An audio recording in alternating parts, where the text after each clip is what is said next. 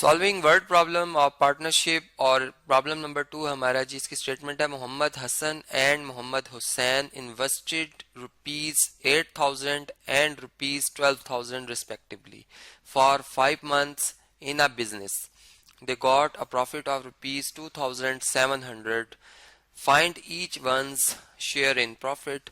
मतलब दो पर्सन है, जैसा एक को मोहम्मद हसन को मैं ए पर्सन कह देता हूँ और मोहम्मद हुसैन को मैं बी पर्सन कह देता हूँ, ठीक है। अब इनकी इन्वेस्टमेंट डिफरेंट है, एक 8,000 पे इन्वेस्ट कर रहे हैं, मतलब ए पर्सन 8,000 पे इन्वेस्ट कर रहे हैं और बी पर्सन जो है वो 12,000 पे इन्वेस्ट कर रहे हैं। लेकिन जो टाइम ड्यूरेशन है दोनों का वो एक ही है, यानी 5 मंथ्स के लिए जो बिजनेस में इन्वेस्ट कर रहे हैं पैसे, ठीक है।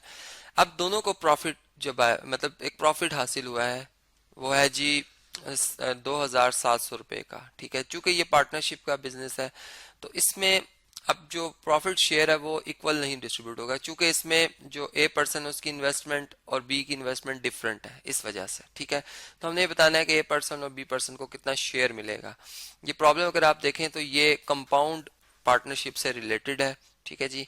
हम सोल्यूशन स्टार्ट करते हैं और इसमें सबसे पहले जो टोटल प्रॉफिट है उसे हम लिख लेते हैं और वो है जी ₹2,700। अब देखें जो हमारे पास ए पर्सन और बी पर्सन की इन्वेस्टमेंट की रेशियो है, यहाँ पे मैं लिख भी देता हूँ, वो चूंकि डिफरेंट है, इस वजह से हम वो देखेंगे कि क्या इनमें आपस में कंपैरिजन आ रहा है, ठीक है। तो देखें ए पर्सन ने 8,000 इन्वेस्ट किए थे और बी पर्सन ने 12,000 इन्वेस्ट किए थे। अब एक ऐसा नंबर या एक ऐसा फैक्टर जो दोनों नंबर्स में कॉमन हो वो है 4,000। तो अगर मैं 4,000 से इस नंबर को भी डिवाइड कर दूं और इस नंबर को भी 4,000 से डिवाइड कर दूं तो आप देख सकते हैं कि ये 0 0 से कैंसिल और ये 4 के टेबल से 4 1 टाइम 4 4 2 टाइम 8, तो ये 2 आ जाएगा। जबकि यहाँ पे 4 1 टाइम 4 4 3 टाइम 12, तो ये 3 आ जाएगा। मतलब इनकी जो इन्वेस्टमेंट की रेशियो वो 2 3 की है।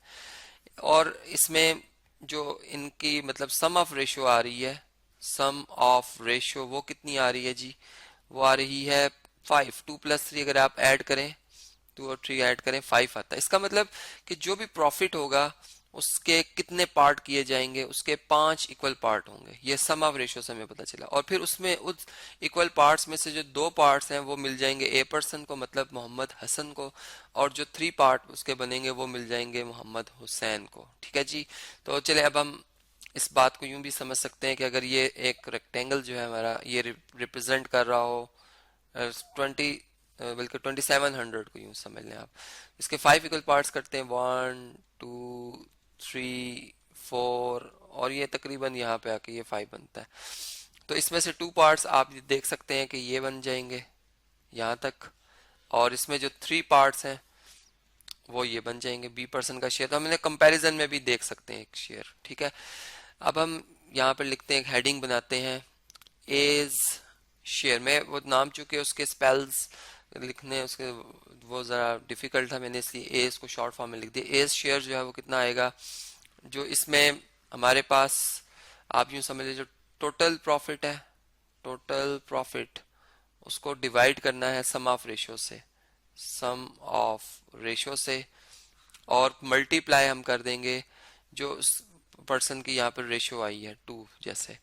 तो ये आप देख सकते हैं कि 2,700 डिवाइडेड बाय 5 मल्टीप्लाई बाय 2।